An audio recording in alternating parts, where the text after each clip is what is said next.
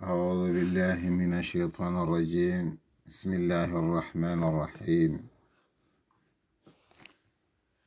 ثم الصلاة والسلام على أشرف المرسلين سيدنا محمد صلى الله تعالى عليه وعلى آله وصحبه الطيبين الطاهرين، ثم أما بعد. وقد قال الله سبحانه وتعالى: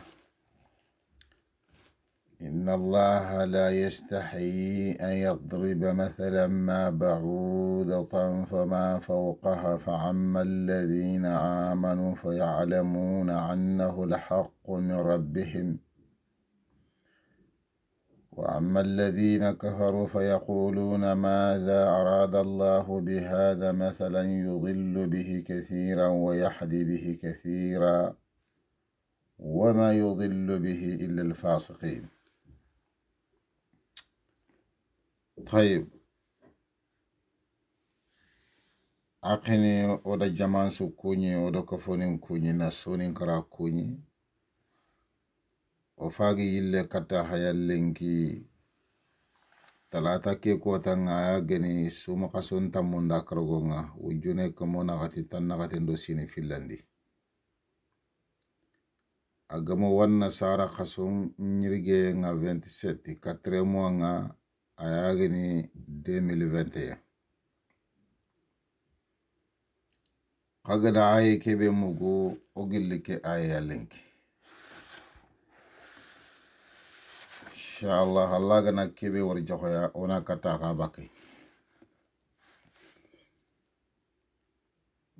Bismillahir Rahmanir Rahim. Allah subhanahu wa ta'ala o joppe tato khonga aken Allah be gana tunka wurgin tenga ga katalen ki ha koyno ya subhanahu wa ta'ala. Yo akhiri o magri tusuro ga simandinde nyana sere banan daga moko ala samante nyane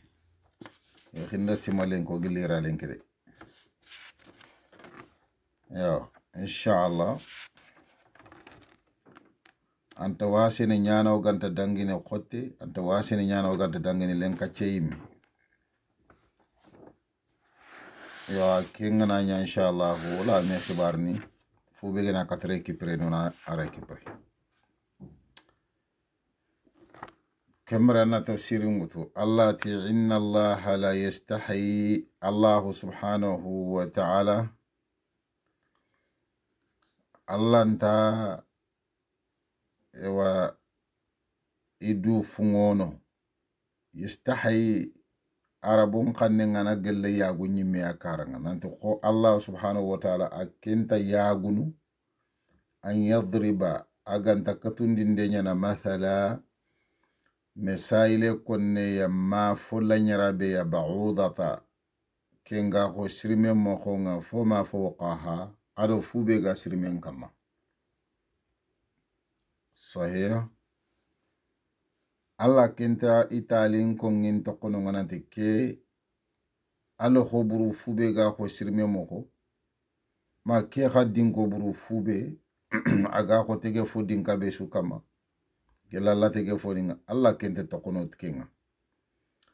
bawoni Allah ma tokono nga amata ganden tokono nga aga mata ganden tokono nga Allah subhanahu wa ta'ala amesa ilin konge mata alin katundenga kenta to khinno nga bawna Allah tege funyani subhanahu wa ta'ala sahih. Bawoni tuwanon doko itike digame Allah ga kongindindi gelli suwamba mbangane ado shira ewa samba miranjala khannunga tabana ikitabe keno khonga ku dugamu ma kutege foni konne denga keta al yahudu nundo sorobe ni ga ko mushriki arabu ado soroten ne be ga ko ikummo ko iti ke digame men ne khadigam fosoni keya manni singi Allah subhanahu wa ta'ala ga misalen katatu ku fi ma yankanto wa qiman tahariya tege fo khoro feti Allah subhanahu wa ta'ala ari ke aya yankandi o tafsir Qurtubi gel kenya ko ala sawi sahih kembre Allah tinti talin takunum ka fa amma alladhina amanu sorobeni ga tongondindi ti Allah bana lemma ko yanga subhanahu wa ta'ala fa ya'lamuna annahu alhaq min rabbihim ikunga tunanti Allah subhanahu wa ta'ala agada gelli misala kebe ko magre tali kebe ko tongo ane nangre Allah ke misale kundu tongo misale yani nangre gelle Allah ya kundan kana hotay idigamu tay I golle nya tay kha wa amma alladhina kafaru sorobeni ga kafrahu fayaqulun kunga digamu nanti maza mani khani fonga arada Allah Allah galle murni bi hada tikke misaila konnenga mathala misalai kafir ninga digamu makanya bane itini mande sigi Allah gar katundinde nya gelu kufi makyan kanto meni samba miranjale do shiwanu pourquoi e kundaga do kudigamu abate ngina ko tege fonu kuya Allah subhanahu wa ta'ala ada jabinde nya ko digamu kuyo ko na digamu kuraga ni sagande kattiyananti yanchimme shimme mako burenga yan digamu mako burenga sahih Allah tamanni yudillu bihi kathira Allah sankunde nyana tike misaile ko nenga sergebey ko ikunga sankude se gena ko Allah igere fini litriti ni mo hobe ko me ganta xawna ko litu kundu parce que kunta Allah ma xawma misale en katatu kuya e kunchanku wa yahdi bihi kathira Allah e kandandinde yanti ke tali khaya gelle sergebe khay ko mu'minininga kunga Allah subhanahu wa ta'ala agado konantu kunga itunantu tongo misale yani ke nangir gelli kamanna kunga itallan kawandi tay atangi anyangi danga gelle simme khoro nanti brimandanga Allah subhanahu wa ta'ala mi tali unkon nen to kononga gelle suwane kamma ma samba miranjala kamma ma fube gallo kenga ma fube gandinga kenga ko ayengere ko hobe mi mendi so bobo xana sik Allah ga haadamre muman to kononga adama be Allah ga haqqil khore lay na faso ngunta ko khore ngini nyeke aken kama fofo gantuna ga ko adama mo pourquoi Allah ga ken to kononga sahih wa ma yudillu bihi illa al-fasiqin allati sere khasun tasankunu tike tali konenga gellinke Allah ko mo nga ganta ga minya saram pasikhinu ko aga fe fasikhini kubeni ga bakka Allah nyamar yomure ado faare nyamar yomure alayhi salatu wassalam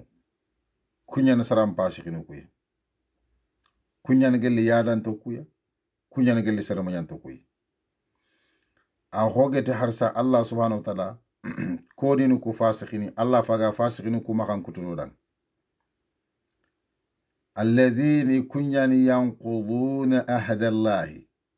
iga gurjande nyana Allah laidunga min ba'di mithaqihi Allah laidu nkotondinde palle sahih Allah laidu negele dina ndebrinde nyai Allah de kamon kitabu nyankandi katti ko mo nganan to nan to ngondi te yoni ki Allah botu betinde mo xobe galingi ki Allah rang Allah har ko na Qur'an dinante adam reme imata ga xarne suka maganta agam nya ni ki Allah batu fe sasa iridi ke ngalla batten to xono iri kella idi to xono nga parce que adam yime mu man tegete kenyay ida Allah laydu ngurja laydu lo falle gelli ko gatini kema mate kellaydo alli falle kha haqqile ga nan kawal limanan trindini annan kawan kaman trindini annatu kebe ga nan kaman annabatu betundu mo ko be aga de makan kutandanga ti ifaru ndigan kinyanto ndanga annakati Allah bata sahih kembre Allah ti subhanahu wa ta'ala fasiqinu ku makan kuto nya fayke ado man nakade wa yaqta'una ma amara Allah bi iwa kutundi nde nyana foke be Allah gade nyamer nde nyate an yusala nanti kem fo ina sonnal lemaw sahih yere yana do gelle sumpu nyay mufassirungu mun sudaga do kenya batte bana Allah nyamer ndi nanti sumpunda ngan soliya sumpunda maka kuti kembre keta keda nga keta Allah ke nyamer ida ha gurja fasiqin nda gurja inta sumpura gana iga sitin au contraire inya soro yega sumpula gana iga kutumo sahih inya soro ya sumpulingen kenye mentakamul lega ngalla menjallingo khanalingo kundunyani lemme do fabe igodi yakke igedi tinkal lemma ko nyogori nakanta karma ibakate killu be laga yana sababu igila to nini bakame ke ida Allah laydi ngurja صحيح كم بان في الله تمنى خدي ويفسدون في الأرض iya bonondin de nyana nyanya khen kamata Allah kutuyunga ado fitina ni kutunde ndi jopande ado na nya sababu na soron ka babaka liman ganka huyenga ado na shubhati ni ngobondi gelle qur'ane karonga ma qur'ane no khonga nyakamiyu sahih Allah ti ulaika humul khasiruna kun kama ne gel taqbonon tonga ogata shubhati no ko nyakamiyu bonondi ndeme dangi sorombe ni lenki khoga kiyebe lenki sasa anno soronya walla igadi gamono ki qur'ana kamma igati ni tafsiri lagana na riti ni moko angana hari metrindi ke tafsiri be angal ko sasa nanti kanan ko nya fasarne kiyade kha kefe kiyani fa benindo kismanindo khogo ni nyi kiya konde kha kefe kiyani angana trindi andanke digami be angal ko sasa ko tananke fina ngana ta fasarne kiya aranta serbani aranta ko ke fini duwa angana trindi ke digami be angal ko ke tafsiri su haqqe nga jurmin no sere mi ganta khembatu anda wutu kan tafsiri no ko kan tafsiri na tafsiri ke kono danga anna adiga munno kunko danga narti katto arantei parce que pourquoi ala gante sorowani ne mulena qur'an rititi yun kollondi simmo wunya yikunga di fium famu mo ko bete gam ko na kenya nyatongo na sabetindi nandiga mutei iwa kamma yu tafsir soben surgana ina nya khami soro maka anam ko kewre fatikay inaro gare ngebe nchar hande noko inaro gare ngebe nkonne noko ka wallahi Allah ne manga narge yonkinte su manga yingi xanande kunu garanto nyay manga yingi nanti ku dalile gotenti maka ifa shubhat ni lor sarge be maka kemmo Allah ga no ditanga ya rabbi Allah garante gebe yani kingi diga munga jofuno fo gebe yani kingo ga nyanga kumukun sere lanti tinina ke su jabi kha o to sere be diga mengana jofo ya surtout o sefe ngana buga kama kundu kebe go ma khona khullen qurada sahih kembra lati yam bonondi ndini nyanya khen kamma akhana bonondi ndello gele dinan no ko fo khore ani junubu khore nyanda batti sahih soronyo go inati kunga qur'an fasarinte qur'ane iga ayu kube ni fasarinte me intemera kille imellew wala khina diga me yugo ko nimbu kenisi ewa kiyani sebetinteni ke kundi gadi ko intaka dalile ko ngada kiyanta la golle ke khotondi harma ko ma anken na hadise grindi manna tafsiri fube ga ko ayen tafsiri muma nyai annata wure fetika wure ni kiya allah tak mana sobe ko soronga famuna maka allah tak dalilu qul labante tan ko soronga tuna maka nanti way akke dalili do aga digame be ko iwo mewutu asu ara inta sefe akhini sere encore na ara ko lenki ma i kundi simmi baran kata simmene kin simme mo be gadiga won sar ko to kulant simmene kundu mon hakkati go nge simmene kundu nyay ikundanga gidigamu kubeni gi kongo simmo kubeni girti ni banan kata simmenu kundunga saru kutukulante simmenu kundunga kenyan sigiga kundigamu kon qur'ana konkor ni nyana simmana ki qur'ana khore ibe gana tafsiri konkor nyana simmana serebe ga fare ngal su nyana ko ki ndoro mi ko tandanga simme be agamma ka simme litia ado qur'ana ayeke an simmeni ke nyaka manna bagandi mo ko be alaga tele aytana riti kankinga kubeni ko ngonantirni dalile allah tretini dalile ke be angartini fami dikiteni akhini qoron du fani qorna fo bugo tani ngeken no koy fonni qoron maganya de qorna maganya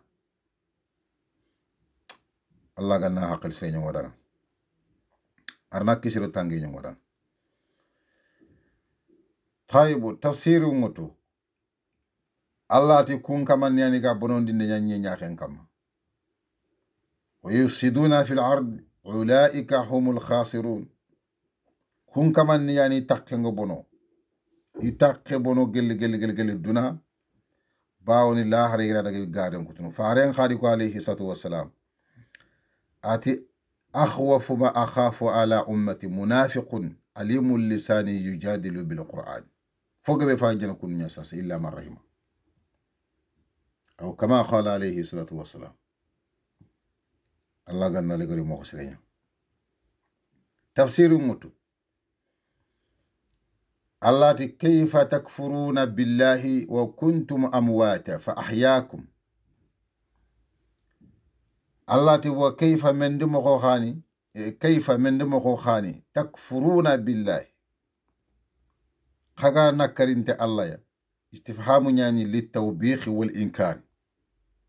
من دمو خونه خغا نكرنت يعني الله سبحانه وتعالى تنكاو كي akembe gele fofo tagandi ndanan desa wo kuntum khakunyi amwata khafurufuru nyanyi sado bulri duna woni fraxwa o menyi fofo fa ahyaakum allah na khabirandi bakka kim fraxuno sahih thumma yumitukum sagi allah lina khakri yo yumitukum alina khakri adinya mene صيغة المضارع دوك برامب اوغني فروا تمني امواتا قني فروا صحيح انا خبراني باسكو فاكا كيمبري انا ساسا يرارنيا ثم ساغ يميتكم علينا خكري ثم ساغ يحييكم انا خبراني تولي كيتا كمني بيغا كيري برني kemene begere keko nanti yanda kharaga na khabog khafaaqu noko ken khafaaqu sara habulri duna khani khafu wamenyi fofo ampure nyanyi ndambogo ken khafaaqu nambirandindi na yonki langa anga digamunu an khada fotu mangarini anga allah subhanahu wa ta'ala tunka ko laga nanga nakarni agadi kudigamu khabenu ko tuwa hun tamma khallagi nakarna ngatini gare nyani yindun qota kwanta ado khandun qota sahih thumma ilayhi turja'un sage kata ke ngallani kallem palla suga sage ne katte sahih asu sage ne kata ke ngallay allah ganna haqqi sirni modan huwa alladhi khalaqa lakum ma fil ardi jami'a aken allah subhanahu wa ta'ala agada fofo taga khadanga nyeke asuko mante khalakum ma al fofo taga khadanga fil ardi nyeke yakin kama jami'a asusu kafumante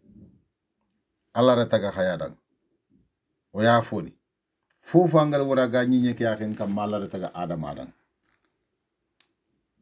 halam mu khayafoni ken Allah ne manya ko subhanahu wa ta'ala sahih ثم استوى إلى السماء ساقي الله خرخرين دي كتي كمونا فسواحن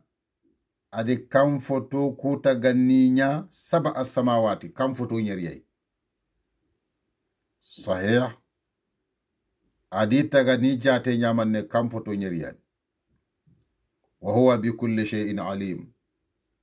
Allah faydatu fofo ayanatu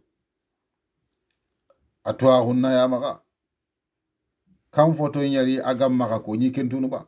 khalar kam foto nyari atago kamma kiya to khoni Allah subhanahu wa ta'ala kiya to khoni tunkabe foganta juwana foganta kanyana sahih. wa idh qala rabbuka lil malaikati inni ja'ilun fil ardi khalifa. Allah subhanahu wa ta'ala ati annabi annan cimme birambe afaga mulla na tuwa huwa kine annabi nyimmendi yimmutonun suy kenga menyu adama maha awhaga ta annabi waqsus ala qaumika annan qisa kutunda ancarom maha anni simmandi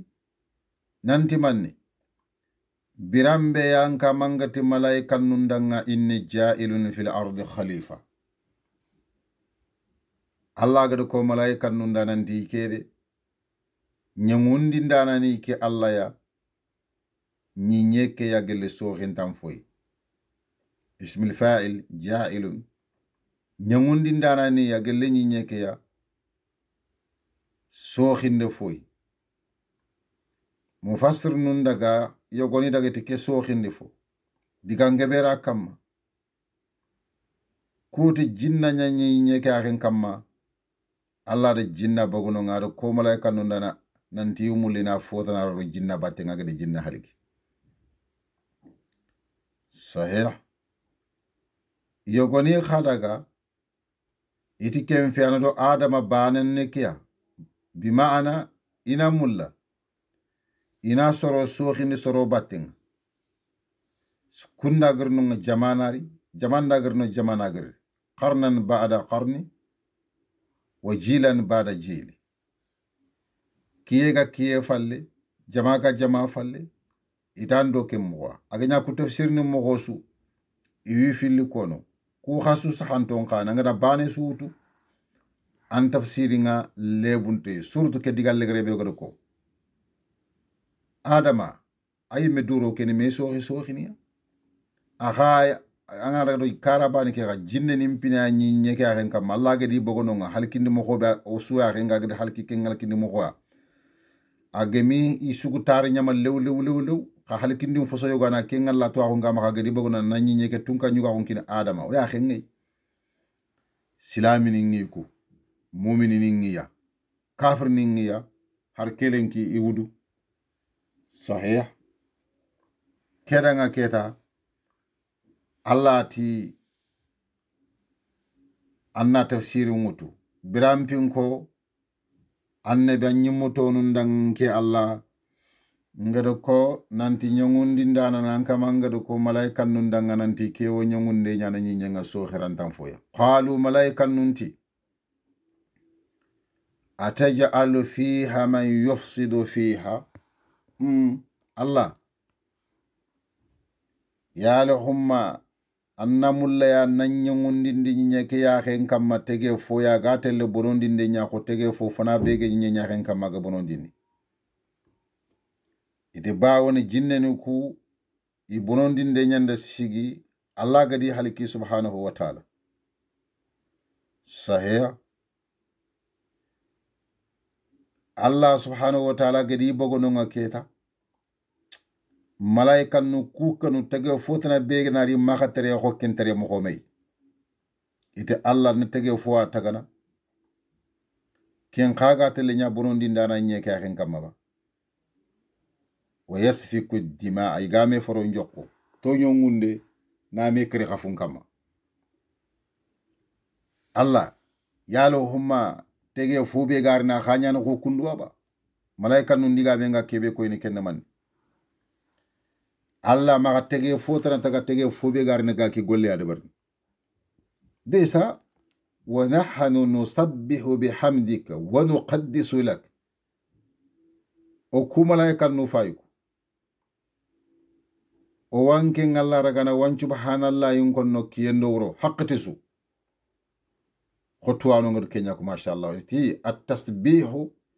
indahum katanaffusi indana Allah subhanallah yin ko ngekede aga malaika no kuma mu khobede aw ko o ku yonkrangal leke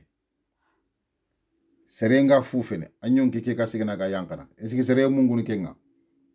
kente sikki anganya ko ngo anga khinkeno anyon ke daga nan chagenya awayti subhanallah yin ko neke malaika no kani ma kundu nyai Allahu akbar iti sasa ku o wanke ngalla ragana o wanti gana tigande mo ko kebe anke ngalla angamulla wa nuqaddisu laka o ya senondi ndenya nanke ngalla danga bakka mahankutu naksinta ko yesuya o ku wasi anke ngalla da battano idiga mende koy tege fo kebe ogodo ko angana taga gari ni nanya ki ala halaya nalli nanya bonondi ndana nya hen kamma nan layi me duru nga me karni alla kentege fon fo sogana anna tono sa prapel ha lagwar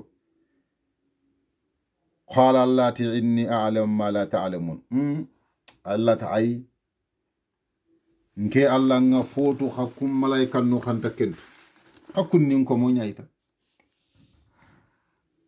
nke alla foto hakun ta kentu kono alla na alla koy nke Allah nga fotu hakum malaika no khante kentu Allah diga mende man koy subhanahu wa ta'ala khagar kube ni ko fintu ko hakun ko ngende mo ko ke ngar ni kebe taganke Allah ngatu agar ni nyamo ko be nke Allah ngatu hakum malaika no akhantetu khantata gar ni nyamo ko be sahih Allah subhanahu wa ta'ala adi adama taga bawoni yere mufassir ni nyogoni daga diga mu filli ko yere iti birambe malaika nunga igede wori nanti tege foke be Allah gade ko agane sokhinde foke kingene adama nanti ku diga mu masigi nanti Allah o ken fo tagande ngalla Allah na tagana ya malaika nunti manni tutu foso ona wara Allah na taga kha kentege fo be aga taga na fini filli wono nga khoto anterne kunkito kuma kenna manne do manne antarni tuwa ko kita nan khoto ko malaika nu antarni foso ngunta ko yesu kita nan khoto ko malaika nu sahih kudiga mu filli malaika nu kudiga mu ko khaybumma birambe Allah ge di tri nigri diga me be ko kembangantem fagam ma qur'an ko tenno hakku diga mu filli be godi ko na khadanga kemmeri qur'an ko teke no mufassiru ngumuku yanda ke diga meriti ida diga me nyaariti diga me be angana fayi angar na fasare ngari qur'an ke ayen no ka qotte ke ment wala qur'an ke ayen no sahih keda nga keta wa allama adama al asma'a Allah di adama taga adi fonyo goni tokhoni mbangandi ni koy adama kullaha fofo toho sahih yogoriti yokku dantantona lagri tokhon koy adama na nyi malaika nun ta seda yogoniti Allah gati kullaha fofo toho soro nyogoni wonon agni ko diga min gona hada mako be iga qur'ani ragana iga yontoro nanti qur'ani foti ni ngay qur'ani erer ni ngay Allah dungen kamala ya lenki nokku dantanto mo o diga mo ngokinyo kunyogoni anda famu awagel kunchoro idiga me yogo afay kere oda me bagandi daru inshallah nahawu kiyamu khura fogebe maka khara dunya nahawu ke tuana yo daro oda me bagandi daru darsu ke no nga agata wa khatama Allahu ala qulubihim wa ala absarihim wa ala kulli hal ayam bagi nyaako nga namara foko kengefe khishawa sefeke fado khishawa ki abaten sahih wala me baganu no nga kota daru o gari no ngo sigi irabu ke kamma naraga na fatam panci na ko parce que kunno kundambu ado na hawke tere mo ko ngayu me sokhini mo ko ni ngo fonne kado na hawke ga me sokhini mo ko be harsa ay ko ino nanti anke nyani anga konta awalla na hawngumuku igedi fubera kamma gelirabu karanyan konto na nongori ka kendo nanti qur'ane ereri ngai na hawumbanga arbin kannen kungin tembanga akangana ke digame ko ngono ko so nantani sembe angadi sigindi sirinde ananya ngadan tani sebetindi siri bawoni tuwa roke Allah yetinin kiyama ketu khayaluhum atwa nan tono la daru re kanona ke digame ko khadar tampindo kito fonne kenno ko o nyamulona digamu futu no ngo fonne ona ka hajandi kha inshallah ame o maka hadlen ke darsuke elli Allah gana awri joko ya parce que daru khalle ke o nyamulona ko digamu ko nonya gelli daru qur'ane aye ke gatanda nga khatama Allahu ala qulubihim wa ala sam'ihim wa ala absarihim khishawatun wala khishawatun ke daru nishima o shiga kamoro bagandi na hawun karanga wa ala kulli hali o shiga kamano mo ke digame bana ko non tananti igasi manante ereri ngi nokunu kube ni bagandi ni kuno kuniya tayyibu khogana jofe lenki dingro nyogoni mogadi yogoni baganda khadanga kembre keta anna daga do digame ke batte ngo garo tafsiri mbata na tafsiri mutu agati wa allama adama al asma'a kullaha ara adama tuyindu togon susuya yogoni te aha kembre portable togon to misale nkara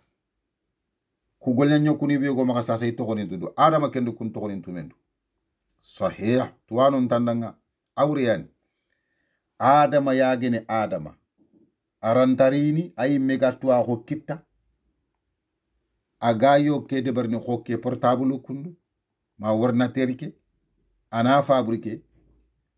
sagana ille korne atokontunu abadan aga na fabriqué nanti yo kenya fa ko do fabriqué de ko korto ko kitina ko ndang non to khos yo kesu adama aga gol nyante to ko nyane ke yo kesu su hakke to ko wali donc jankana la to ko su tuyinda adama ya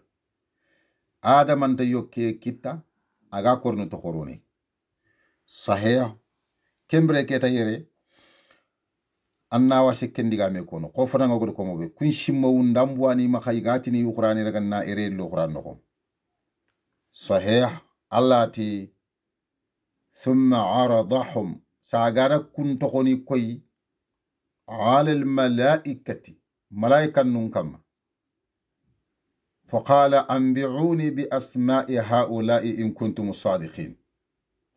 صحيح ديغامو كوفيل بي وغتان دانغي خوتي مرام القران نكو خانغرني يفامو تفسري كي مانان دانغا o faga baden ko wanda Allah ti malaika nun danga khadin qibari ku yokuni to khonga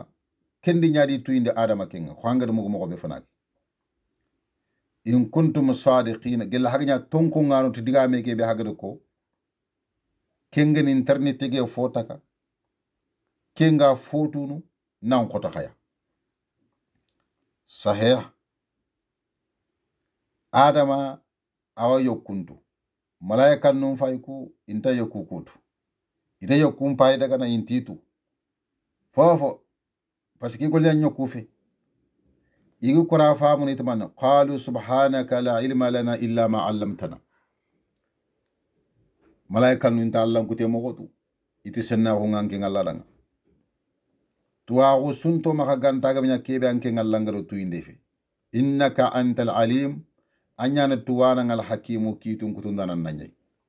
yere konya tuwana adam do malaika no ko na ga tuwana yere konya tuwana adama yo adama faga do fotu nan ko to malaika no kuy sahih kembre keta Allah timanne subhanahu wa ta'ala qala ya adama ta adama anbi'uhum bi asma'ihim artogoni nyambu dafunga katiya anbi'uhum ikhibari bi asma'ihim ti togoni kube ni gi koridanga adama faga nyantu wana yere falamma anba'ahum malaika nunga sikki birambe adama gadi khibari ke togonna kiya ke ha togonna kiya ke ha togonna kiya malaika nun kun kori kono falamma anba'ahum bi asma'ihim birambe gadi khibari ti togoni kube ni gi koridanga qal allati alam aqul lakum ma ka khada inni a'lam nantinke Allah nyana tuwana nga qayba samawati wal ardi kam fofu kunte ndo nyem fofu kunte wa a'lam ma tubdun nga fontu kebe khagada bangande wa ma kuntum taktumun ado kebe khagada fukuntanko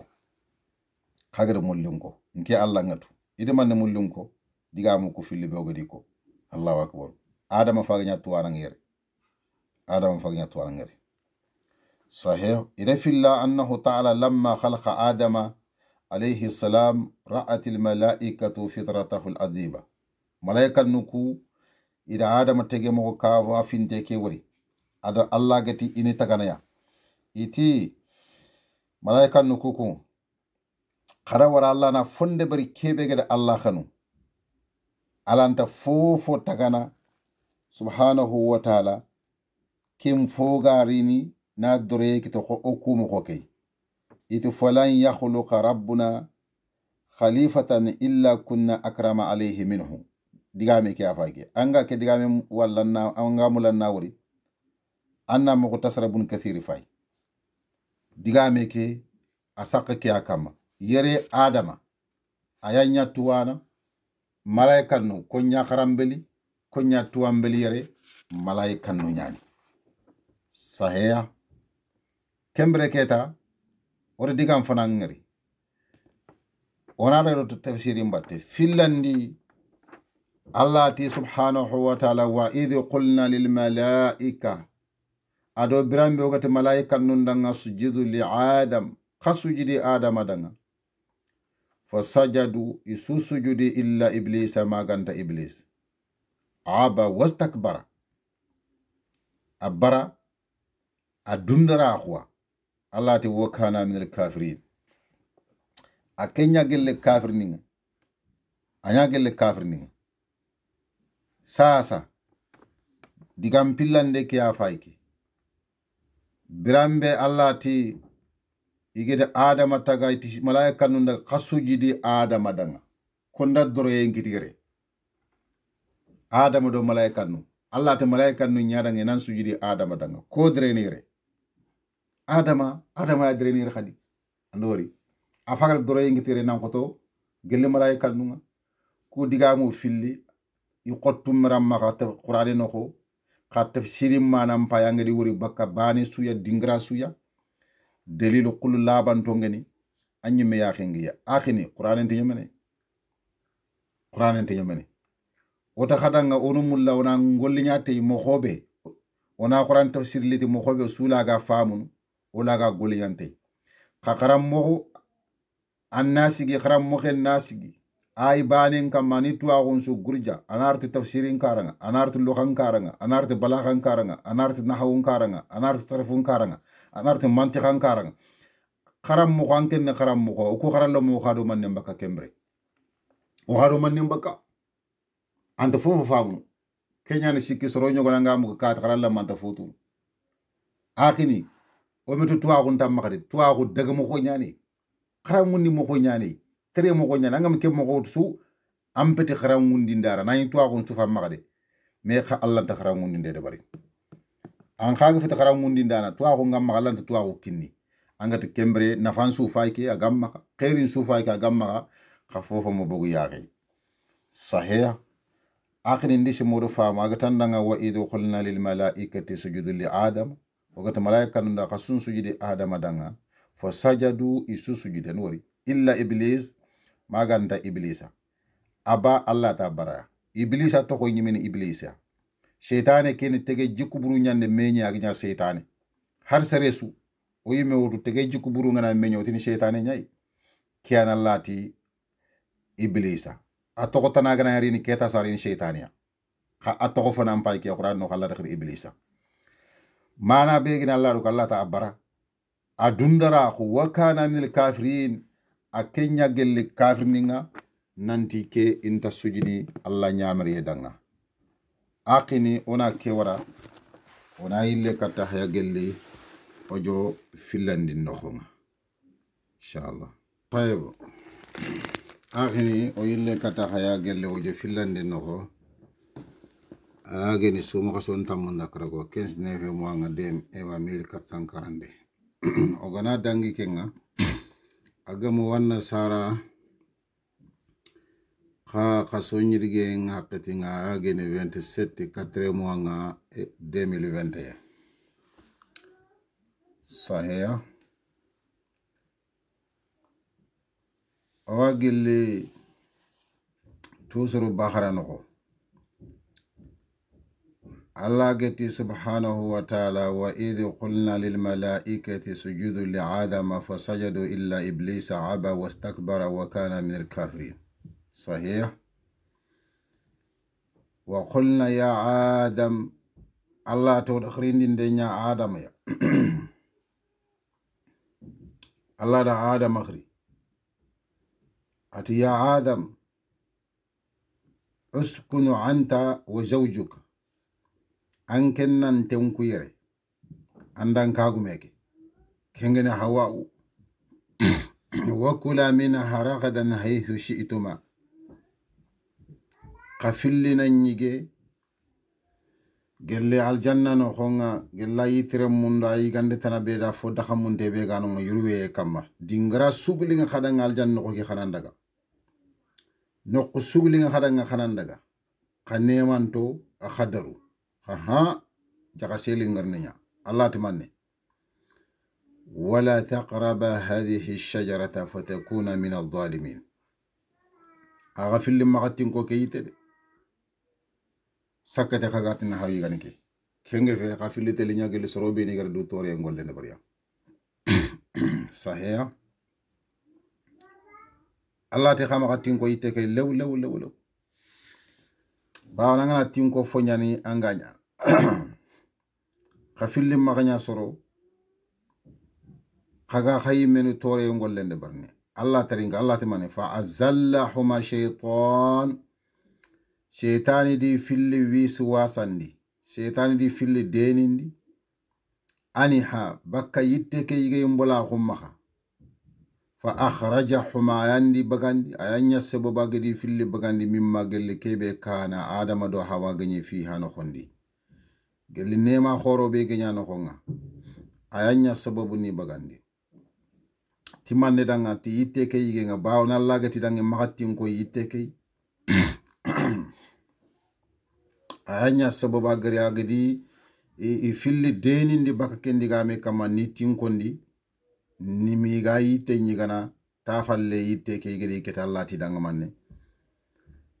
yige yitte nyiga lati danga mbagwa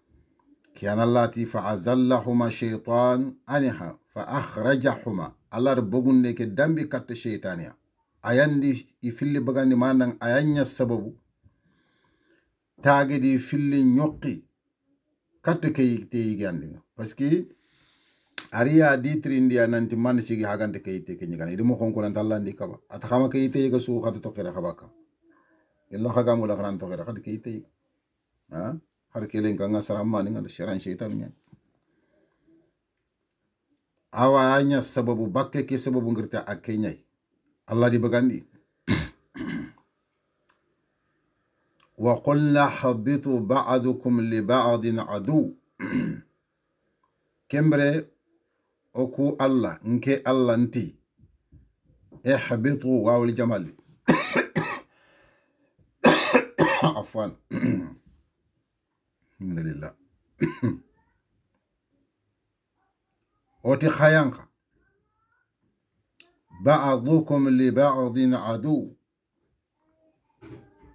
ma khayogo garinya khayogo danga khonnenga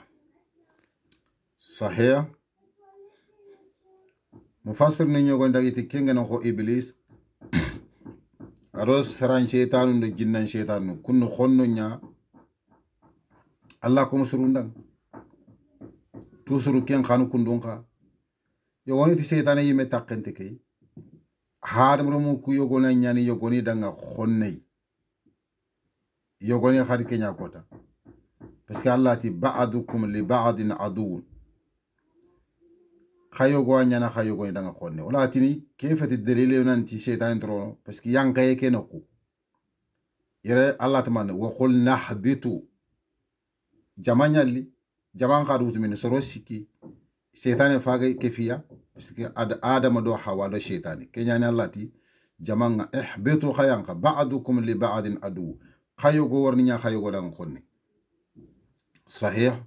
halam ro munyogo ni nyana hanro mundanga khonne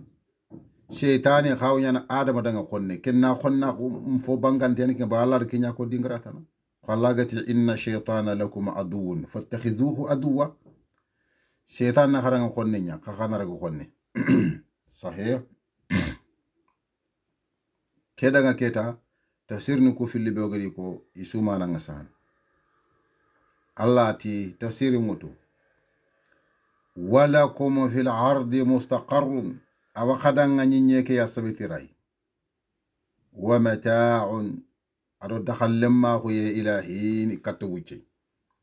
Allahu akbar nyeke ayagene duna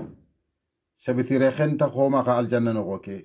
Allah de adama ado hawa da adi yankani nyeke khankam sahih فتلقى آدم من ربه كلمات صحيح آدم هذا جمال لما خوينا جلي كمان جلي ديغان تانتو وفابا آدم هذا جمال لما خوينا غرتونان تو ورما يردان سنخو هذا دوامو دو قرندو يغو كوي جلي الله يالله غري تويندي Allah subhanahu wa ta'ala wallahi hinna nyani ada kundu anguri to maga surat al-araf nokku ke bagati qala ifillit rabbana zalamna anfusna makata ayen kam panga daga Allah anda adama to indi kundu an digamu yimme agede Allah khirtiya na dura saga to kundigamu ya sahih Allah ti fataba alayhi Allah rutubraga adama maga Allah matakiri ucce magilo Allah rutubraga maga sahih innahu huwa at-tawwabur rahim Allah fayde ko mesu tubul laganda na nyani hinna na nyani sahih Allah diga men trinka Allah ti subhanahu wa ta'ala qulna habitu min hajami'a wa ul jama'a ali rahat tusuriyani oti khayan qasiqa li bi siqati al-amr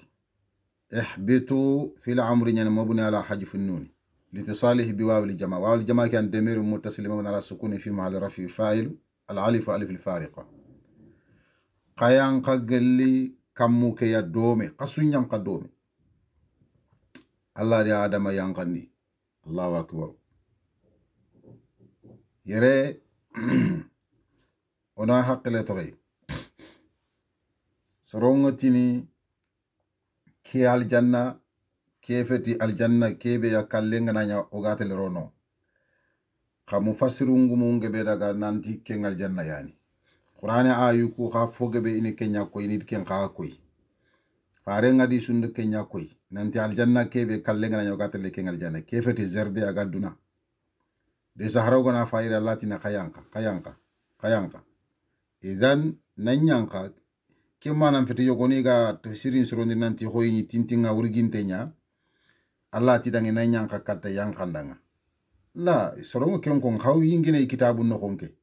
xawta khadanga sefente ken kamma ya sahaba gene yo okuma ka o matange kenkara yo kenda mo kongi kitabu nga wala xama sefe kitabu nga intabana seren kana magati fofu ga kitabe nya sunu fo sirenya na to to telefono ngi safa kamma fukun kana safa kamma kudon kana soro ku soxita akhini kemfete tremo go sire to ngondo gare nga bugume ya to ngondo gare nga krosha ankani bugume anni laba kanke ngana nya keta fofo ge sefi yankana ko ina to soro nyandu ko kakane kun soro ge kankane dalilo kullenti ma fo sahabanton tima la fil kitabi wala fi sunna wala al ijma' ha kembere nanya sereya ne ammo kon ko tengen ko foni noko ammo kon ko tengen gelli qabila nin noko na foko kundun tay nat kaati khati kembeti tafsiri ndaga mo kembeti haranyi me danga wurgin ta ko ye tayyibu tafsiri mutu كيان الله سبحانه وتعالى خيان خدومي فإما يأتينكم مني هدى جلا جناري كت خيا آدم نانغرين كي الله يا كندانا دي كندي ينجناري فمن تبع هدايا سريبجين كندي يمبتو فلا خوف عليهم كانوا ينتجانا كمان نمخا ولا هم يحزنون من ياخدي غاسلون يو كاندي نغناري كتا خيا يرياني اغدا تويندي خالنانتي آدما فاري ورني كتيا كي فاري غانيانا مخوسو كيتا فاري كي نغرنا كتيا الله انتي والو كندوما بس آدم دغانتي نيافا غالا غر كونغ دان يلا غناري كتا خيا نانغرين كي الله نكونغا هدا كاندي نغناري كتا خيا فمن تبع هدايا سريبين كاندي مبتو فلا خوف نكرين تنين عليهم كما ولا هم لا حركوت تنين يحزنون يغاسلون صحيح تفسير منتو كن جل فارو كوا ادو كتابو كوانا كاندي كيا سريبين بتي دو كوباتين والله هنقول لنشرو انديغا منشرو انيانغل حالان سوسرو ندنا دو لاهرا duna khairin do la har khairin sangi kita khasrebe gena kuso kita ngana bara kembre ke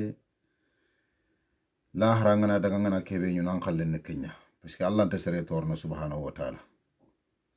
sahih walladhina kafaru tafsiri mutu sorobe ni ge kafrahu wa kadzabu bi ayatina ida garandin do nakrinde nya tinke allah ayum أولئك أصحاب النار هم فيها خالدون كون كمان نيان قلي يمبي دون كونو كون كمان نيا يمبي كينو خون خامن دومانو نيانيا صحيح دومانو نيانيا يجنارو حقتين تي الله سبحانه وتعالى قد كومو بيا خنجي الله قد نتخودان كومبا يا ربي الله الله قال نالغري مغسرين يمودان الله قال نوتان جهنم بين كوي صحيح تفسير موتو الله يا بني اسرائيل يا اسرائيل رمو يا اسرائيل غانكو اذكروا نعمتي التي انعمت عليكم قسمدون كي الله نيمان نيما كبنغر نيما خكم وعوفوا بأحد عوف بأحدكم قد تمني تنكي الله لا يدون أن تمني يتخلا يدون وإيايا فرحبون نكي الله نخانان كرينا إسرائيل رمو النبي ني سرير رمو يعني كنغن يعقوب تخون إسرائيل الله تدان ينان چمدو نيما بيكي الله غري كن نيما خكما دي أدو گل خفابني كما nemani be ilaganta yirigene iraganti jatene awanke allah laidu agini mbatte khaninke allah batte mbetu mo khobe ngade wara katta khaya gelli annabi nyumu be do khifaru be gari katta khaya kengana de barinke allah kha wufi bi ahadikum nama fugunde nyate kebe ngada khalaide ganka ko gelli brajam fosire ado tugandi mo gosire ado aljanna loye khabrambe kuge minya ke khante nyana kuge minya ke khante nyana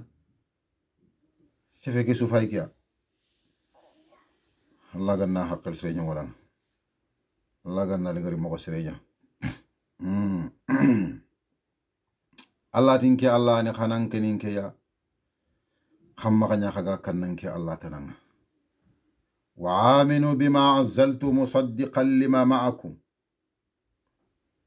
israeli ganko xa tongonditi fobe yanke allah ngada yankandi anya tongondi ndana ya musaddiqan ismul fa'ilu nyani anya tongondi ndana ya lima fodanga ma akumu kebe gada xama preuve fay ke nanti ke qur'ane gare feti ke qur'ane tongo nyani ke qur'ane gire allah no kunya allah ti subhanahu wa ta'ala hakungi salganko khanan to ngondi to qur'ane dare ke ya ndaya yankandi annabi nyimmen kam qur'ane gari ada fonto ngondi gelli tawrata noko manandanga ada tawrata to ngondi nan tagire allah ya ada to ngondi ti tauhidin digame ado annabi nyimmu be na gari to khonin kono ado annabi nyilli gari ba garni qur'ane do kunto ngondi qur'ane gandaga ti tawrata yime mu magene gare nyama giri allah kala yin shikana qur'ane khaya kha qur'ane makim ko to ngonyani qur'ane khado tawrata ma meñi ngat kembre ke khana sababu hakande in sababu nyogo afay kay kha bononto daga haju bononte agale fe bonna bonno allah gani ndaka tanga sahih kembre allah ti danga ada jakhaselin sokhiya wala takunu awwala kafirin bi nga kebe kona khada hakunna makanya kafirin dindana fona nakarin dindana fono ya to qur'ane nga sere suna ma qur'ane nakari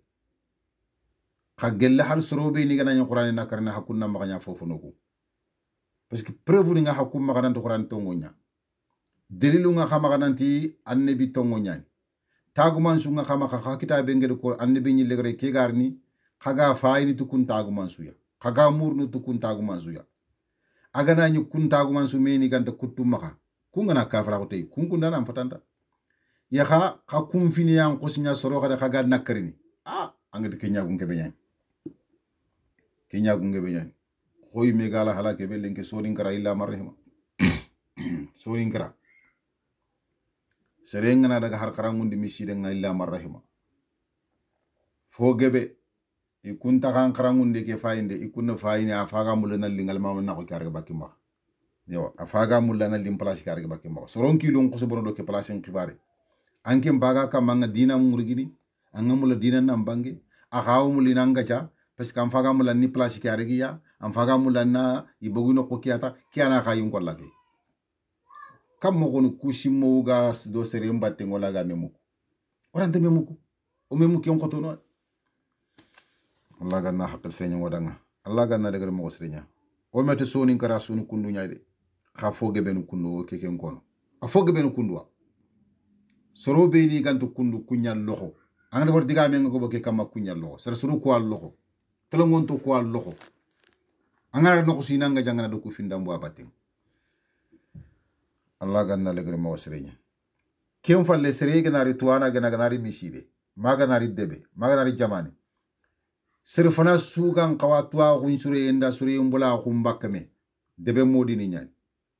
debe tuano kun finan qawa keriana atwa ko ke sure enda sure mbula khumbakame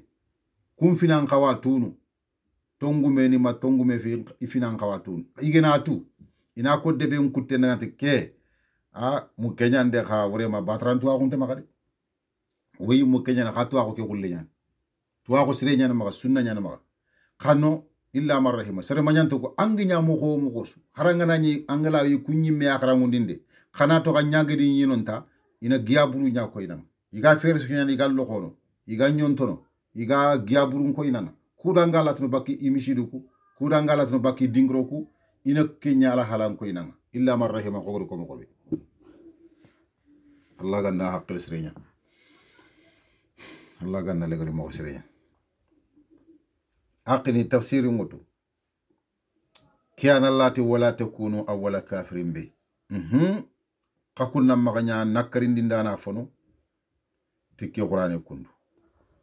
adoman wala tashtaru bi ayati thamanan qalila khama qatremende nya tinki Allah ayunga gelli jonkoro lamaninne jonkoro buccine sahih Allah ti wa iyaya fattaqun nke Allah na khanan kini nke Allah subhanahu wa ta'ala kakini nke Allah ya ntanampe awa kembere keta ke jonkor lamane ka tafsirungumu igri digan kullube ko ngakama antino ko ku tafsirin dindano ko illa marahima yogoni khada ga naro kitra ngollen kama ko modi ngolle nyangano nan tangana nya modi ngolle de bar serendanga angar wuto aye nya najjon ko khore nya raga kama baski adelle nikia allah ti wala tashtaru khamma khatremende khamma khobondi khamma gagandi allah ko nukun bi ayati tinke allah ayunga thamana ni jonko ya qalila bucci negen fukal na jonko ko nya raga kama nga bawono qur'ane aye nya ni jonko kenan koto sahih akhini wona tandanga kundumpe kundumpe kille ke be yimme ngara wutuna safadanga kille ke kroshi kille dagante fi tuwano modunge ken kille ke modin talba ko be yo marandanga khammakin ke allah ko ay laban toraga khagi fara khunu ke be ngedi yankande katta yagan ke qur'ani khamma ka killaga khaga fara afara khunu tu dunadun nafa nyamante ke dunadun nafa nyamante ke fogo be fakkenya ke manana man Allah aye kebe muru bakkan kem maka anken ko indana maka ado Allah ko mo kuttum maka nanti ina kenya ko gele diga megen ma golle gene nanti ina kenya de bari anken qawutu khappe nanta aye kiri kiya muru bakko maka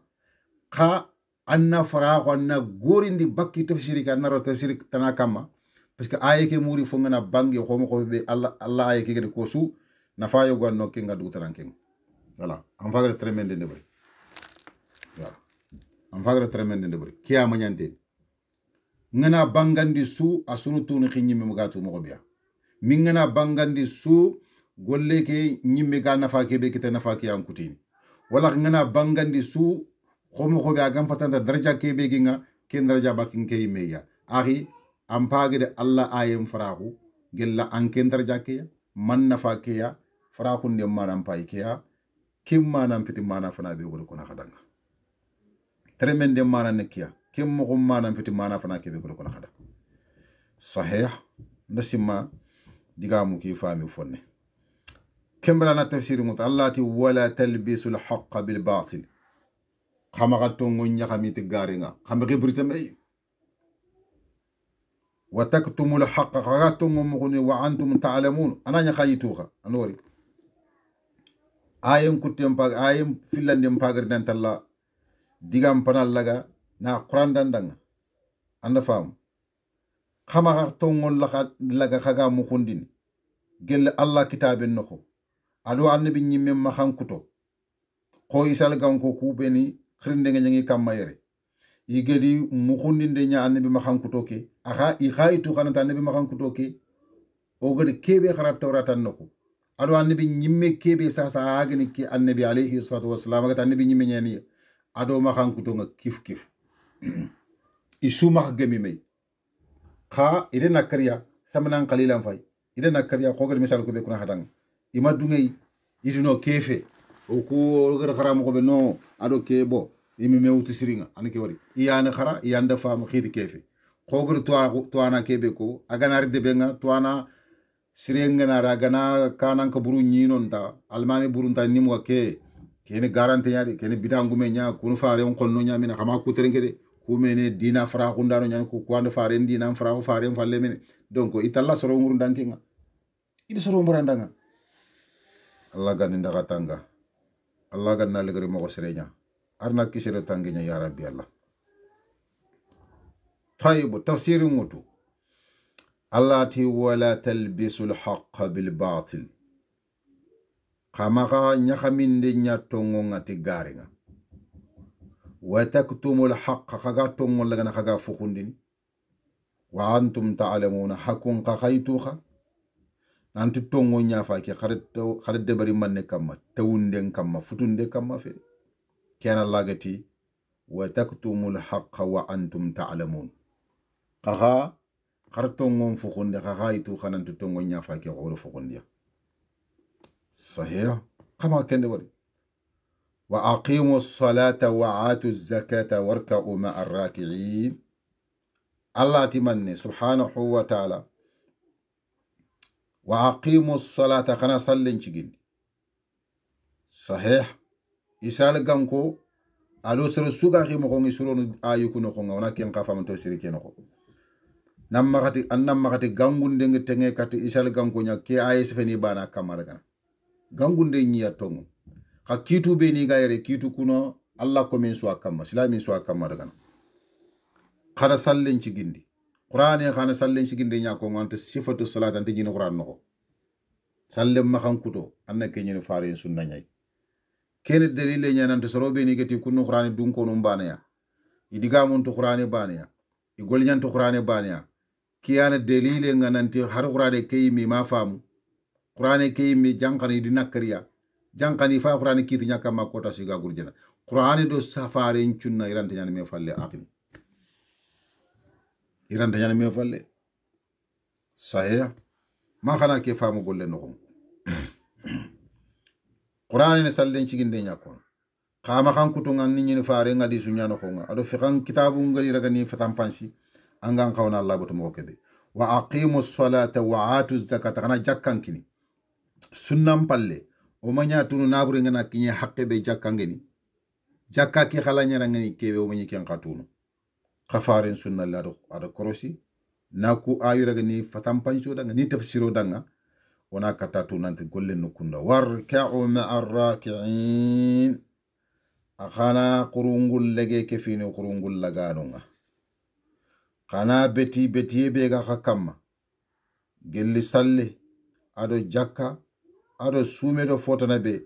khana de bari kefini jamanga kelma keri kundunya warka'u ma'ar raki'in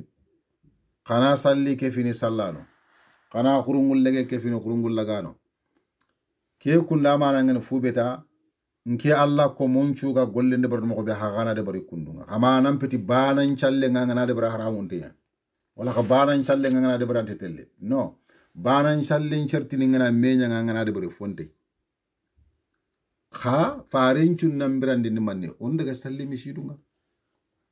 mishidungo ma hotel no nyinda salle ngri daga Allah de kenya ko igina salle ngri khoron daga khoro nyimi idan birambe keta banan sallallahu rini agari intiri mo konyo agalle jimini kemma nan fita haranga de bro fonta ma no an challe ci nyani tayibu kangana dangi Allah ti subhanahu wa ta'ala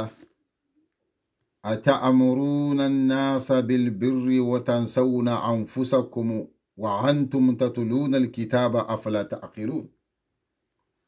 صحيح يا لهم خاتنا خنا سرونيا مرني يا فنابا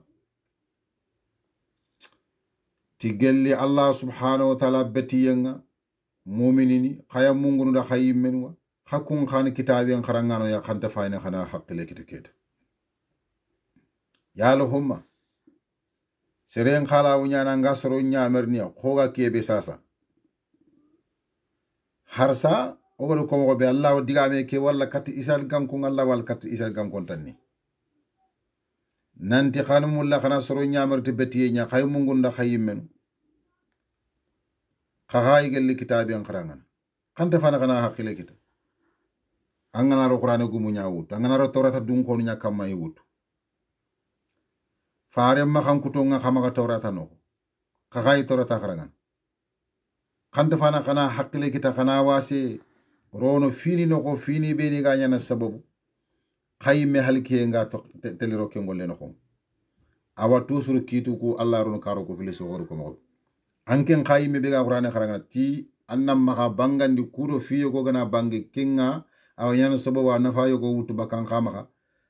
an khana ken jumla bani an ko ku soro ko bar faaren kima ke bangandi nanti soro no kutu nam maka tu nanta annabi nyimme nyani nan to ganne bi nyilere beddu ka fayki kembere khasunya manni kif khaswambana صحيح واستعينوا بالصبر والصلاة الله تخنامي ديما تسبرينغا منينغا سبتيني كفون نخونغا مخوبي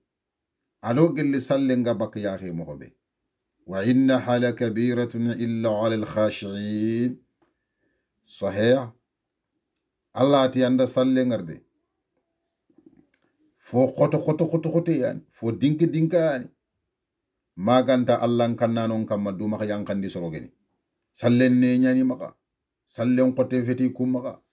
na feri nyana ga gili kata salle ngam ko kote ngena ga kiri kharana ga kisi kasan Allah ga ko dingratana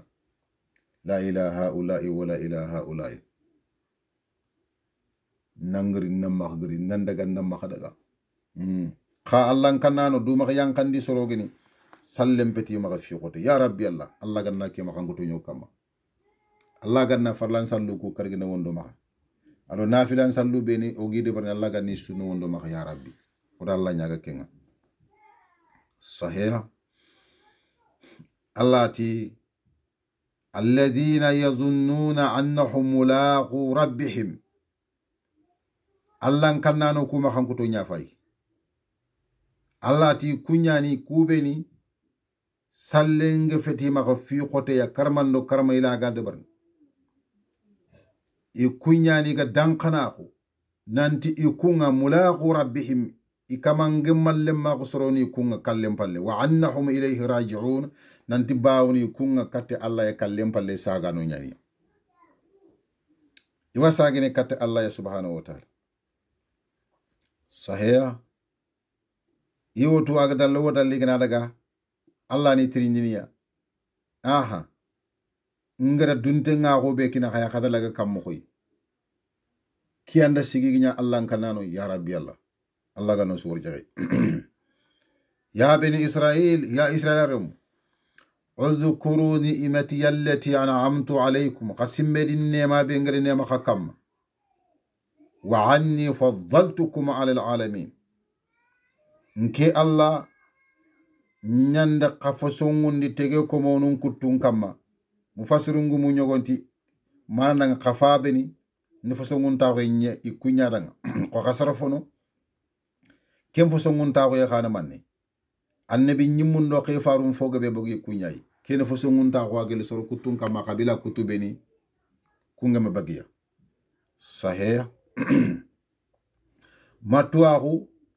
ngar tuwa ko be kini makina kabila kutunga ko kundunga ken fo songunta ko yogo dalla ga kini sereng ni man khani ya rabbi Allah ganinda khadema Allah ganna legre ma usrenya Allah ti wa anni faddaltukum ala alalamin. Nke Allah nyanda ka fo songundi tege ko monon kutun kama fo songunde ke mo ko ko agni Qur'an na tafdilu nyani ne and tashrifu nyino Qur'an no akhini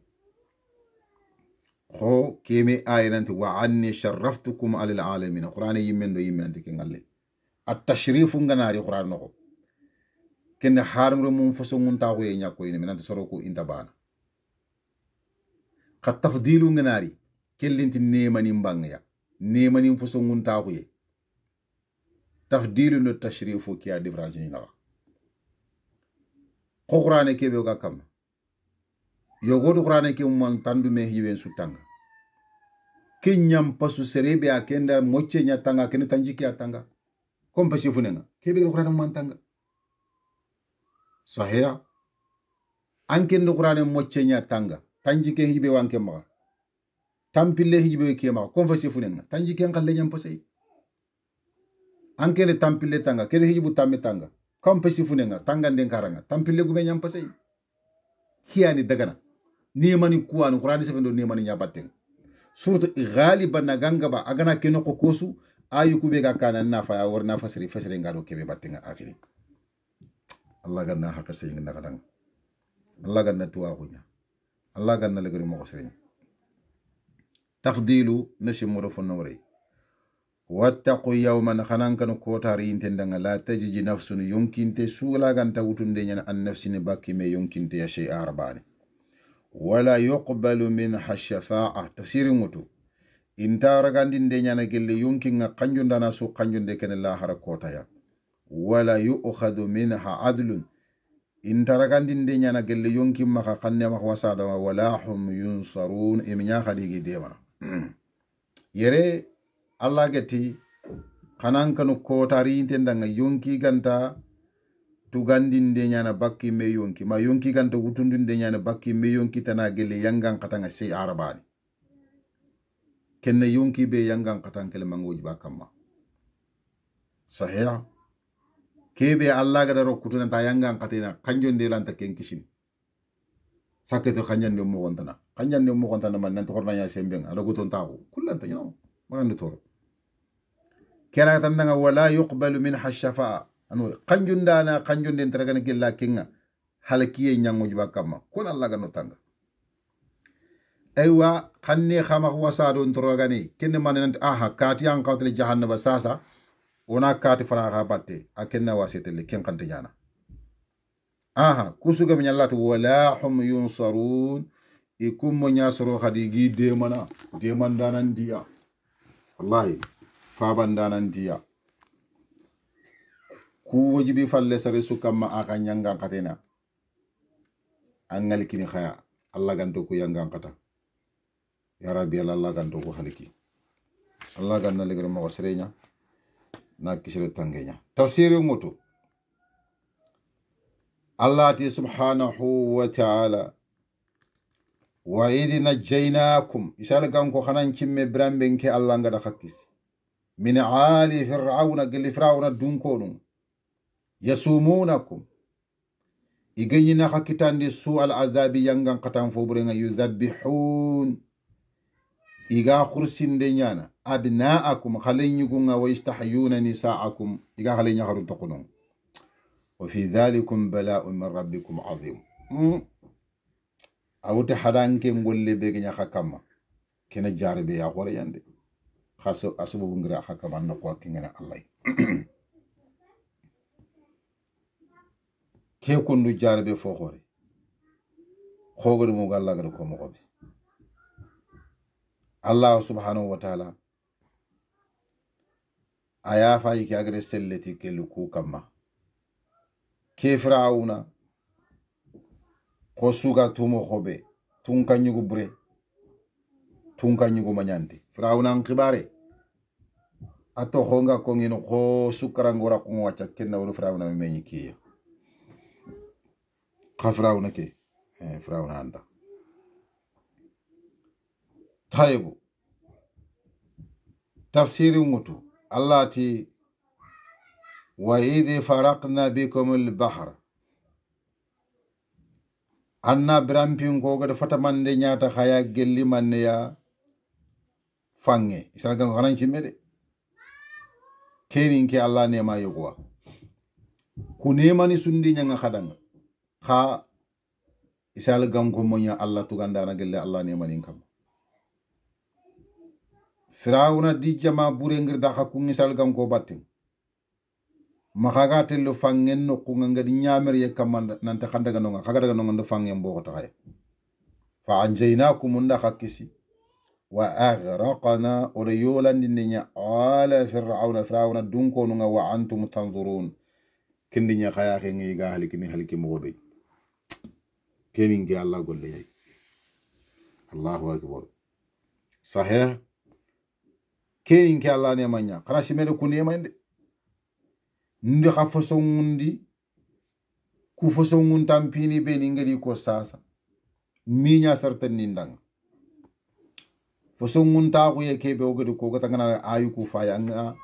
foso ngun ta ko yeke walle ayu ku kane o ya khenge aga laga foso ngun ta ko ku be ni ko i foso ru nya fay ku daga foso ngun ta ko ku ne mani nya ku ne mani wa challa ga nya ku be ni da isal gan ko ku danga aga me kunya isal gan ko tan nindanga keta iyam fosu itan ni ngatu ku ne mani kita ndanga ha ka killan to koyni nanti sere nyam fosu sere nga ko na adam ko be ha surtout ku wal halake sonin kara sonin ke nyani nga ndiga menge bente kana kaya parce que no mulla khaga tremo ko be tremo ko ki mara changer sere na ya fosu ngunta ko lo idu kamma mannaran qabilan kamma kim fosu ngunta ko na daga maharaga di yokun ka bandam me sonin ke tanaka ma andam me qabila tanaka angati ke goto buru tongo khafete garen khan antalla kitabi anta fare sunna kifo so ngunta ko be so ni ko nyogo na gima ka har kelengi mo ko fe qur'ani gumu ganya khaysu tauhidi nga hama khomo ko be agam fatanta Allah subhanahu wa ta'ala gada komo batal kunni silamin ken silamin ta mu'min ni mu'mininya tege jikku ku sorobe no gala yakun kabani naka silamin khayani ken ni mo bane wala ga ko nakada sasa ago haqqile ken ni manne khanani yakhare yogwani yakhare ken sangana nyai ona ke yakhari changana to naro yugu tanganda nan kompenga kentetel ke khawa safati kay wal amru bil aks yugo ke khayani sangana nga ona ke yakhari tangande uto ona kini ke yugo sangana kiyani aganta khawtele islami durun naka khambugo tana keke akini gorongulli ku fini dang deso dina ma koyo odi nyi khada anto sigiroro no uyi munaka ke anti hinnero no yimu duru kuna khang anti kapalle ma ko yoro no yimu duru kuna khang donc fuani ano laton mi ano sankini anto kapime odina ngama ko ka ngeti mu kewse dina gume besu dang kewse haklante besu dang Allah ganinda khadema Allah ganna legere mo ko serenya arna kisiro tangena hajunu ndo hamini njara nemani ko afa ko ganna tafsiri mbatten Allah ti وإذ فرقنا بكم البحر فعنجيناكم وأغرقنا على فرعون وأنتم تنظرون خايفين وإذ وعدنا موسى 40 ليلة خنان تشمدو إسالغان كو حقتي بي وقال لا يد غانكا خوندي نبي الله موسى يا تن خاتيورو نانتي موسى الله ده موسى لا يدود تن خاتيورو نانتي موسى دanga analli dingra nyogoyi ke Allah ga tawratan kinnay dingra ke atuyintenga Musa maka Allah da laydun kinenonya Musa daga kentan na khate wuro thumma takhajtum al-ijla saga harna lemmelega kemene min ba'dihi Musa gille grifalle hakunga keta agille nga baka hakunna ko harna lemmenya kemene sahih wa antum zalimun qayyim mena khadu tore ngolle ne barte kay kenu fobure hala kiye nya fa ke khanema khol Allah maka halikiti kay kefati ne manyai soror ku meni de bar Allah di haliki ka ha ku nga mahaliki ken Allah ne manya sahih kera nga Allah ti mane thumma afawna ankum sago yamba baka khama ne ma dangini kay ne ma khore nya fa ki nyam pa khama Allah yambe vet ne manya min ba'di dhalika ku Allah kute fini sufalle le la'allakum tashkurun finto kundunga ma hawnyana Allah danga mamandana aku yampo yuntam fini kamma ma hawnyana Allah danga tigandana aku nema kinuntu kamma wallahi khadaga haju illa man rahima isale ganko isare sere nallo sahih kedin ke Allah nema yogo ngir nya khadang wa idha atayna Musa alkitaba ado brambe ko kidinde Musa ya kitabenga khanan cimmelo kenne maka tawrata nyan wal furqan ado tongondo gare patam pancindi fo sahih la'allakum tahtadun finta kundunga ma hay kandene wallahi kenin ke Allah nema ya ne tawrata kine Musa ya tawrata kebe gini fatam pancinda nanga tongodo gare mena khanga ndadde mata gelle kawa fiten ni ngandu kunkini Musa ya kusul tagman sudo sobobu ni ilaga hakunyi medde mana kaga tongoni ni tahadina nga kaga tongoni tu Musa ya kaga tongoni tawrata nga kusul delilu ni ga khayi menu de mana ka khanya delilu ndanga nakari ni ndaru khar garandi khar Musa garandi ado kawa fini le khadinya man khadinya kortu nyai Allah ganna hakil seño wadang sahih Allah ti subhanahu wa ta'ala nke Allah nda kende bari fintu kundu makhaye kandene wa idh qala Musa do brambe khanan simeru nematana Musa gati li qawmihi sorondanga ya qawmin soro innakum zalamtum anfusakum kakun nasoro ya khada khadu toro ye ngolle nde barde khaymene du to nyongunde ngolle nde barbe bittikhadikum al-ijla ti kharagandi mo ko ke yanal lemme ngana nyakke mene gumbul lemme munu beti nya fayke wallahi khayme du tore ngolle ne bar sasa kada hake Allah kute golle danga sasa fatubu ila bari'ikum nga kebe konna kada khanan tubi katti akata gandindana ila bari'ikum katta khata gandindana kenna Allah ya awaitu Musa da saso dunga tubi ne katta Allah tubi mo kon khane kam mo koy Musa kam mo hono gana de bari Allah go tubul lagana on Allah terinka Allah ga kebe ko ngidan Musa tidanga faqtulu anfusakum awa nyamari ya gel Allah digami atu kudo Allah na tubu raga khamaka khaymeni durun name kari kripu jarbe fo gore kudo Allah na tubu raga khamaka faqtulu anfusakum khada khaymenu kari dhalikum khairul lakum khada hakim mekari nde fayde kenyani gam posongun ta khadanga le inda bari'ikum khatagandano kunokun khatagandana nako ken Allah awa kaga mulla khanan tubi kalte Allah ya tubi mo gonde Allah de kiya ko de kudina ka tubu lagina yam pa khama haku Allah ko te fini kenne sasa khaymi duru nan khanime mama jaar bo gore wala khaymi duru nan mekri sahih qaisa la gam ko ngay bara ike balle falle manni fataba alaykum Allah tubu raga khama taba kiara tubu toba kempete tubu ya kenni lingoy nya toba alingo taba atubi qottu kun dabanu koy sahih fataba alaykum khabara kin golle baganni yahi kha hadan kin balle sufalle Allah tubu raga khama Allah subhanahu wa ta'ala ayam pa khama na ñu golle ga khama de bari to shiringu mo fora be do kiyabate kha golle ga nanti de bari no ima de bari innahu huwa at-tawwabur rahim Allah fayde ko me su tubu laga nana nyani Allah na hinna na nyai wallahi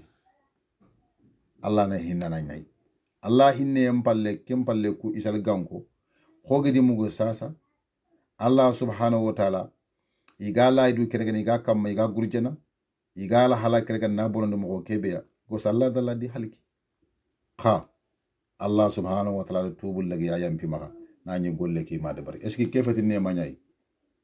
wallahi ne ma khor yani ki Allah gade nyangi danga khayma Allah ne man tu danga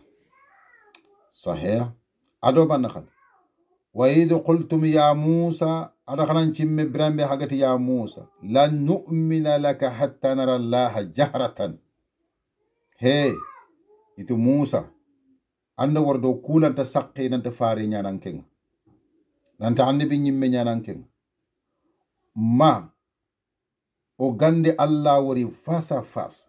bange kama Allah faiki o khafaiki Allah jomme na khalin o sudo Allah na taako katime la hawla wala quwwata illa billah la hawla wala quwwata illa billah hatta nara Allah jahratan mo gande Allah war bange kama fa akhadhatukum sa'iqa shuf kediga me konne da Allah man ada kharaga sonko yo khore nda kharaga halike sonko nyane wa antum tanzurun khawfa indi ni kato sonko kay sonko feren fentiye kharuye buri nyani mankangi nyani yakinti ngalla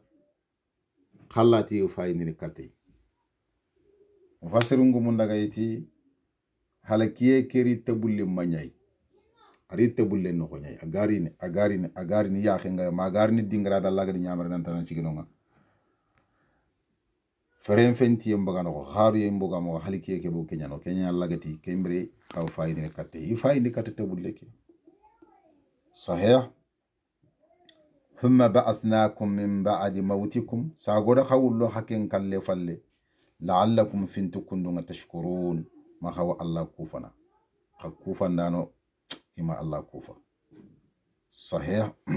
ima dungena Allah mama kandun ko to nyani ballanu nyani isal gam ko ngala halam pay kundwa sahih akhina Allah ganno tangalla ganna legre mo ko sewenya e wanda sima wara wasikire ala halni ko mo ko nga khogare ko na hada mo ko be yo Allah gana ko mene ko yona kata gilli siginda yimefe yo kha inshallah la dungen kamma tafsirin wona kamma yo Allah gan da khadiyama Allah gan na ligre mako serenya Allahumma ahadina fi man hadayt wa afina fi man afayta wa tawallana fi man tawallayta wa barik lana fi ma a'tayta wa qina sharra ma qadayta fa innaka taqdi wa la yuqda alayka wa innahu la yadhillu man walayta تباركت ربنا وتعاليت وصلى الله على نبينا وعلى آله وصحبه كثيرا سبحان ربك رب العزة عما يصفون والسلام على المرسلين والحمد لله رب العالمين صلى الله عليه محمد